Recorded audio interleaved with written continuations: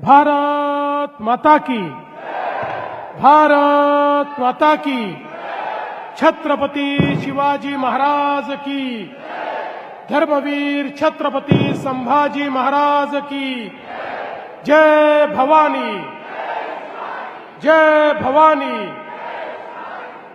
हिंदवी स्वराज्याचे सरसंस्थापक छत्रपती शिवरायांना मानाचा मुजरा करतो। भारतीय राज्यघटनेचे शिल्पकार भारतरत्न डॉक्टर बाबासाहेब आंबेडकर यांना मानवंदना अर्पित करतो। आपल्या या परभणी महानगरपालिकेच्या निवडणूक प्रचार सभेमध्ये मंचावर उपस्थित असलेल्या परभणी जिल्ह्याच्या पालकमंत्री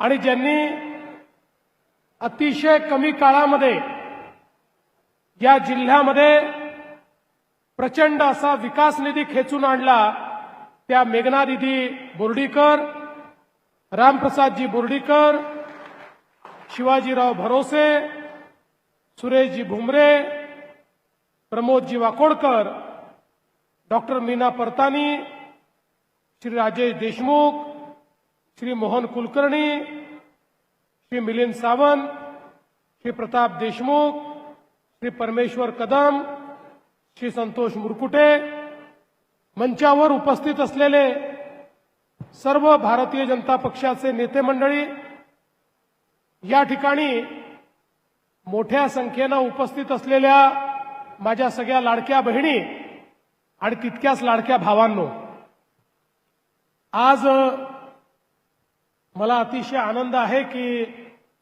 परभणीमध्ये आपल्या सर्वांमध्ये मी या ठिकाणी उपस्थित आहे। मेघना दीदी सांगत होत्या 2012 साली परभणीच्या नगरपालिकेची महानगरपालिका झाली, म्हणजे आता 13-14 वर्ष या ठिकाणी झाले आहेत। नगरपालिकेची महानगरपालिका झाली, त्या महानगरपालिकेमुळे अनेक नेत्यांचा विकास झाला, पण परभणी शहराचा विकास मात्र होऊ शकला नाही। परभणीचे लोक फार भोळे आहेत। आम्ही नेते मंडळी या ठिकाणी येतो आणि एक डायलॉग मारतो, जगात जर्मनी, भारतात परभणी। हा डायलॉग ऐकून तुम्ही टाळ्या वाजवता आणि घरी चालले जाता, पण कधी विचार केलाय जगात जर्मनीने इतक्या मोठ्या प्रमाणात विकास केला, पण ज्या परभणीचा इतका उज्ज्वल इतिहास आहे, ज्या परभणीला एक मोठी परंपरा आहे, त्या परभणी शहराची आज नेमकी अवस्था काय आहे? याला आपण शहर म्हणतो कारण महानगरपालिका आहे, पण शहराच्या कुठल्या सोयी आपल्याला या महानगरपालिकेच्या क्षेत्रात पाहायला मिळतात, याचा देखील कुठेतरी विचार केला पाहिजे। खरं तर बंधू भगिनींनो, आपल्या देशामध्ये स्वातंत्र्यानंतर 70 वर्ष एकच संकल्पना होती। ती चूक नव्हती, ती बरोबर होती। काय संकल्पना होती? भारत हा गावांमध्ये राहतो, गावाचा विकास म्हणजेच देशाचा विकास। पण जवळपास 70 वर्ष आमच्या राज्यकर्त्यांना या गोष्टीचा विसर पडला की भारतामध्ये शहरं देखील आहेत, त्या शहरातही लोक राहतात, त्यांच्याही सुखसोयींचा विचार करावा लागेल, शहरांचाही विकास आपल्याला करावा लागेल। राज्यकर्त्यांनी विचार केला नाही, परिणाम काय झाला? अन्न, वस्त्र, निवारा, शिक्षण, आरोग्य, रोजगार, मनोरंजन या सगळ्या गोष्टींकरता गावाकडनं लोक शहरामध्ये आले, शहराची लोकसंख्या वाढायला लागली, आलेल्या लोकांना राहायला जागा नव्हती, अतिक्रमण झाली, झोपडपट्ट्या झाला, ज्या बिचाराला जिथे मिळेल तिथे तो राहू लागला। त्यामुळे शहरामध्ये मोठ्या प्रमाणात अनधिकृत वस्त्या तयार झाल्या। लोकसंख्या वाढल्यामुळे पिण्याच्या पाण्याची कमतरता निर्माण झाली। 7 दिवसात पाणी, 5 दिवसात पाणी, 10 दिवसात पाणी, अशा पद्धतीनं त्या ठिकाणी लोकांना पाणी मिळायला लागलं।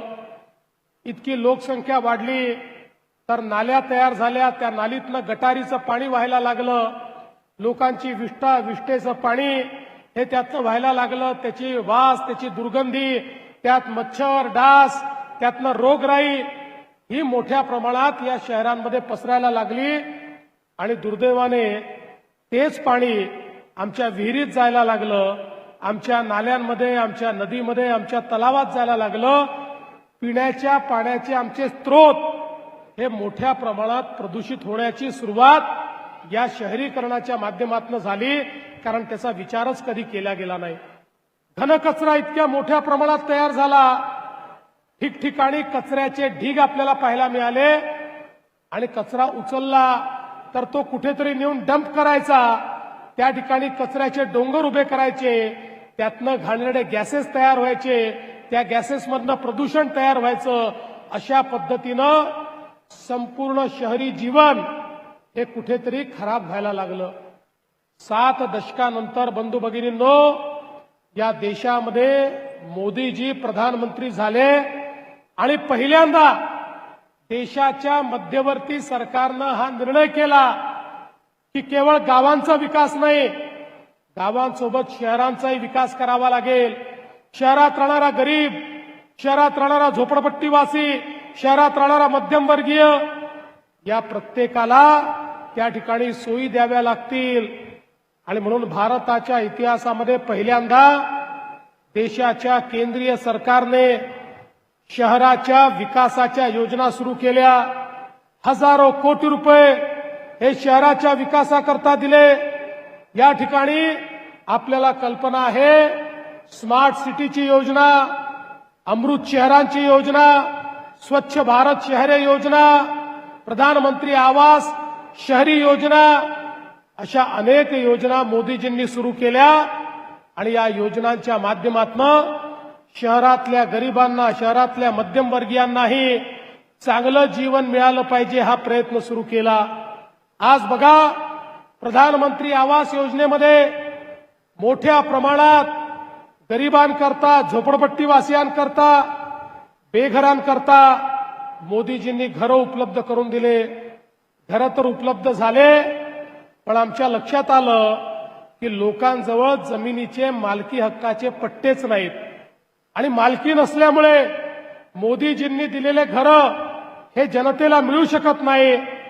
2च महिन्यापूर्वी आपल्या सरकारने निर्णय घेतला, ज्या ठिकाणी झोपडपट्टी आहे, ज्या ठिकाणी अतिक्रमण आहे, जो रहिवासी अतिक्रमण करून बसलेला आहे त्या प्रत्येकाला त्याच्या जमिनीचा मालकी हक्काचा पट्टा हा आता आपलं सरकार त्या ठिकाणी देणार आहे. आणि केवळ मालकी हक्काचा पट्टा देऊन आपण थांबणार नाही, तर त्यांना घर बांधण्याकरता, पक्क मकान बांधण्याकरता त्या ठिकाणी आपण प्रधानमंत्री आवास योजनेतनं पैसे देखील देणार आहोत. आपला प्रयत्न आहे. आज महाराष्ट्राच्या ग्रामीण भागामध्ये मोदीजींनी 30 लाख घरं दिली आहेत. एकही कच्चं घर हे पुढच्या 2 वर्षात राहणार नाही. शहरामध्येही प्रत्येक गरीबाला पक्क घर देण्याकरता आता मोदीजींनी आपल्याला निधी पण दिलाय आणि आता जागेचे प्रश्न देखील सुटतायत. त्यामुळे आपला प्रयत्न आहे, पुढच्या 5 वर्षामध्ये माझ्या परभणी शहरात राहणारे गरीब, झोपडपट्टीवासी, अतिक्रमणधारक यांना जमिनीची मालकीही मिळाली पाहिजे आणि पक्क घरही मिळालं पाहिजे. आणि म्हणूनच आम्ही तुमच्या समोर मतं मागण्याकरता आलो. ते याकरता नाही की केवळ खुर्च्या तोडायच्या आहेत, तर सामान्य माणसाच्या जीवनामध्ये एक सकारात्मक परिवर्तन आपल्याला घडवायचं आहे. आज बघा, परभणीसारख्या शहरामध्ये भुयारी गटाराची योजना नव्हती. आमच्या मेघना दीदींच्या प्रयत्नातून माननीय मोदी साहेबांच्या अमृतच्या योजनेमधनं आपल्या परभणी शहराला मोदीजींनी 409 कोटी रुपये या ठिकाणी दिले. 409 कोटी रुपयाची भुयारी गटाराची योजना. तुम्ही विचार करा, 10 वर्षापूर्वी 409 कोटी सोडा, 9 कोटी रुपये देखील परभणीला कोणी द्यायला तयार नव्हतं. पण मोदीजींच्या नेतृत्वात 409 कोटी रुपये त्या ठिकाणी दिले. आणि एवढंच नाही, तर आम्हाला हे माहिती आहे परभणी सारख्या छोट्या महानगरपालिकेत जो 30% हिस्सा भरावा लागतो तो भरण्याकरता पैसे नाहीत आणि म्हणून राज्य सरकारच्या वतीनं मी हा निर्णय केला की ते 30% देखील राज्य सरकारच्या माध्यमातून आम्ही देऊ। त्यामुळे परभणी सारख्या शहरामध्ये या ठिकाणी आता निविदा प्रकाशित झाल्या आहेत आणि पुढच्या काळामध्ये या ठिकाणी नाल्यांमधनं गटारी वाहणार नाही तर भुयारी गटारातनं त्या ठिकाणी मैला वाहील आणि तो मैला एसटीपी मध्ये जाईल। एसटीपी मध्ये त्याच्यावर प्रक्रिया होईल, त्यातला मैला बाजूला होईल, त्यातनं खत तयार होईल आणि मग जे शुद्ध केलेलं पाणी आहे तेच पाणी सोडण्यात येईल। आपल्या नदीमध्ये, नाल्यांमध्ये, विहिरीमध्ये जाणारं पाणी हे प्रदूषित पाणी नसेल, ते स्वच्छ पाणी असेल। अशा प्रकारची अमृतची योजना मोदीजींच्यामुळे आपल्या परभणी शहराला मिळाली। एवढंच नाही तर पाणी पुरवठ्याचा 157 कोटी रुपयाचा प्रकल्प पुन्हा एकदा मोदीजींच्या अमृत योजनेतनं आम्ही या परभणी शहराला दिलेला आहे। आम्ही तो दिवस पाहतोय की ज्या दिवशी परभणीच्या प्रत्येक घरामध्ये आमच्या माता भगिनींनी नळ उघडल्यानंतर शुद्ध पिण्याचं पाणी दर दिवशी येईल अशा पद्धतीनं हे काम करतोय। इथेही मोदीजींनी जे पैसे दिले आहेत त्याच्या व्यतिरिक्त 30% पैसे हे आपल्या महानगरपालिकेला द्यायचे आहेत। तेही पैसे महानगरपालिकेकडे नाहीत, तेही राज्य सरकार या ठिकाणी देईल हे सांगण्याचा माझा प्रयत्न आहे। एवढंच नाही, एक काळ असा होता की कचरा म्हणजे आपल्या डोक्यावरची लायबिलिटी होती। कचरा म्हणजे त्या ठिकाणी आपल्यावरचं बर्डन होतं। पण आता स्वच्छ भारत योजनेने अशा प्रकारच्या आपल्याला टेक्नॉलॉजी दिल्या, आता कचरा आपल्यावरचं बर्डन नाही आहे, आता कचरा ही आपली संपत्ती झाली आहे।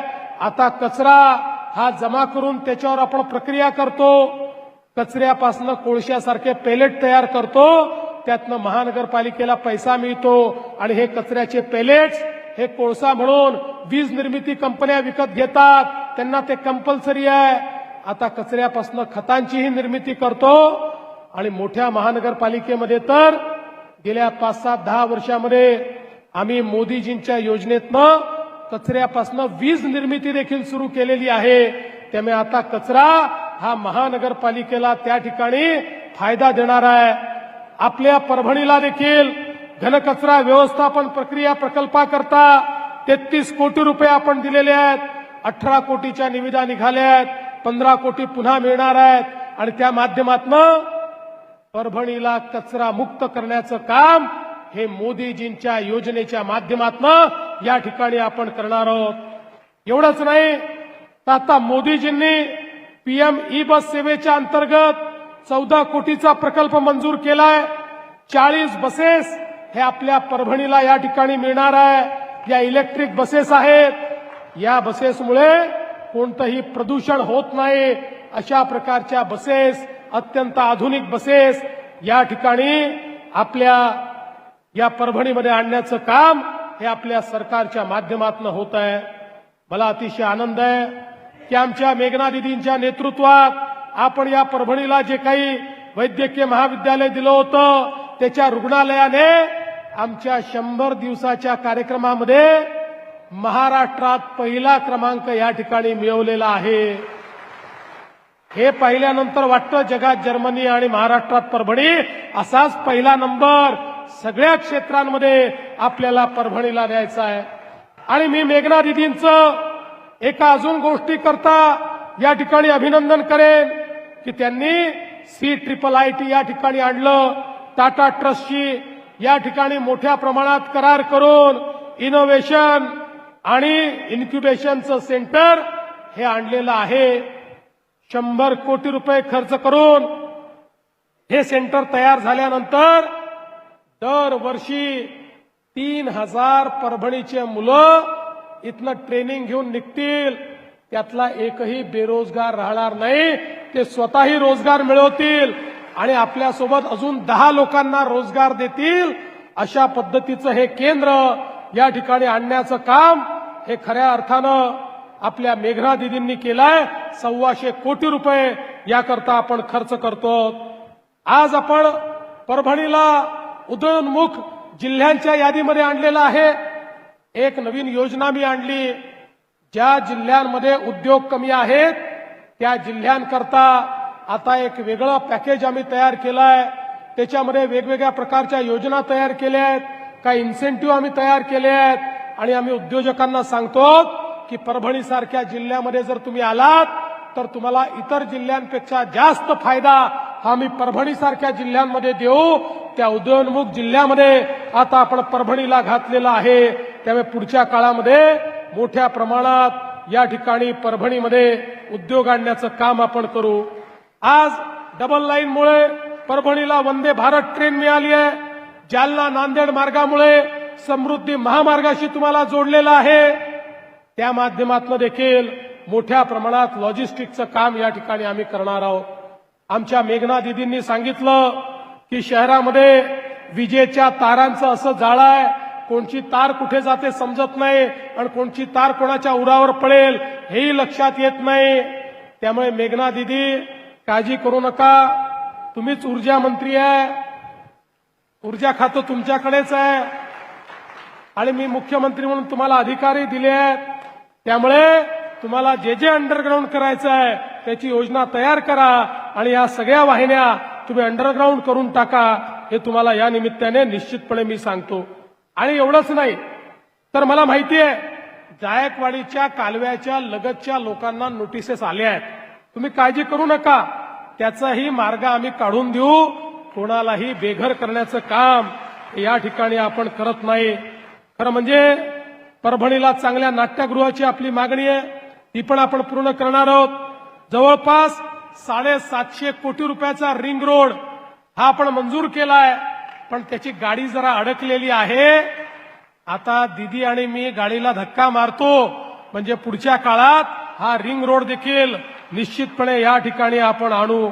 खरं तर मी तुम्हाला एवढंच सांगण्याकरता आलो आहे, अनेक वर्ष परभणीकरांनी खूप लोकांना संधी दिली, त्यांनी संधीचं काय केलं मला माहिती नाही, पण तुम्ही बघा ज्या ज्या शहरामध्ये भारतीय जनता पक्षाला संधी मिळाली त्या शहराचा चेहरा आणि चित्र हे मी बदलून दाखवलंय। हे तुम्ही कुठल्याही शहरात जाऊन पहा, तुम्हाला त्या ठिकाणी पाहायला मिळेल। खरं म्हणजे आज या ठिकाणी माझ्या लाडक्या बहिणी इतक्या मोठ्या प्रमाणात आलेल्या आहेत। आपल्याला माहिती आहे ज्यावेळेस प्रचंड मोठं बहुमत या महाराष्ट्रात आम्हाला मिळालं, एकट्या भाजपच्या 137 जागा आल्या, तर लोक म्हणायला लागले आता भाजपला एवढ्या जागा मिळाल्या, आता पहिलं काम हे काय करणार, लखपती दीदी योजना बंद करणार। पण बहिणींनो 1 वर्ष झालं योजना बंद झाली नाही आणि जोपर्यंत तुमचा देवा भाऊ हा मुख्यमंत्री आहे तोपर्यंत योजना बंद होणार नाही। पण मी दीदींना सांगितलंय, दीदींनी मनावर घेतलंय, या ठिकाणी माझ्या लाडक्या बहिणींना केवळ लाडक्या बहिणी ठेवायचं नाही आहे, माझ्या लाडक्या बहिणींना लखपती दीदी बनवायचं आहे। महाराष्ट्रामध्ये 50 लाख लखपती दीदी झाल्या। दीदी आमच्या मेघना दीदींनी त्यात 1 लाख लखपती दीदी या परभणी जिल्ह्यातनं केले आहे। आता यावर्षी 1 कोटीपर्यंत आपण पोहोचणार आहोत। दीदी या महानगरपालिकेच्या निवडणुकीनंतर या ठिकाणी आपला महापौर बसेल, त्याच्या बरोबर 1 वर्षांनी मी पाहायला येणार आहे आणि त्यावेळी मी केलेल्या कामांचा आढावा तर घेईलच, पण पहिला आढावा हा घेणार की माझ्या किती लाडक्या बहिणींना तुम्ही लखपती दीदी केलं याचा आढावा सगळ्यात पहिल्यांदा मी घेणार आहे। बंधू भगिनींनो, या परभणीच्या विकासाच्या आड जो येईल त्याला आई प्रभादेवीच्या आशीर्वादाने त्याच ठिकाणी नेस्तनाबूत केल्याशिवाय आम्ही राहणार नाही, हे सांगण्याकरता मी आलो आहे। आणि म्हणून खऱ्या अर्थानं प्रभावतीच्या या नगरीमध्ये माझी आपल्या सर्वांना विनंती आहे, किती वर्ष आपण जुना इतिहास सांगणार आहोत, आता भविष्य तयार करण्याची वेळ आली आहे। इतिहासात जगणारे हे इतिहासातच मरून जातात। इतिहास लक्षात ठेवायचा असतो, इतिहासाचा सन्मान करायचा असतो, पण भविष्याचा मार्ग हा आपल्याला कोरून काढायचा असतो. तो भविष्याचा मार्ग, परभणीच्या भविष्याचा मार्ग कोरण्याकरता या ठिकाणी मेघना दिदीच्या रूपामध्ये तुम्हाला पालकमंत्री इतक्या वर्षानंतर पहिल्यांदा मी दिलेला आहे. त्या पालकमंत्र्याचे हात तुम्हाला मजबूत करावे लागतील. या परभणीमध्ये भाजपचा झेंडा तुम्ही लावा. 15 तारखेला कमळाची काळजी तुम्ही करा. त्यानंतर 16 तारखेपासून 5 वर्ष तुमची काळजी हा देवाभाऊ करेल, हा विश्वास तुम्हाला देतो आणि माझं बोलणं संपवतो. धन्यवाद. जय हिंद, जय महाराष्ट्र. अभिमान वाटतो आम्हा रणजिंक